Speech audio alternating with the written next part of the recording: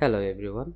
In this video, I'll show you how you can technically multi-edit the event trigger function in Unity. If you have multiple components that you will be using the event trigger function to, then all you have to do is apply the event trigger that you actually want to implement in one of the functions, and it only works if you want to use the same script or functionalities. Select only one game object and apply the event trigger functions that you want to apply.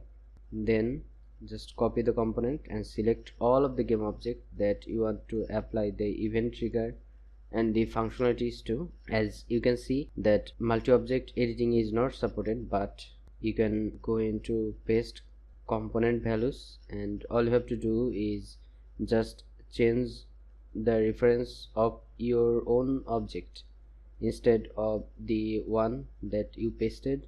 In this way, a lot of the work you do by dragging and dropping is reduced, and there you go.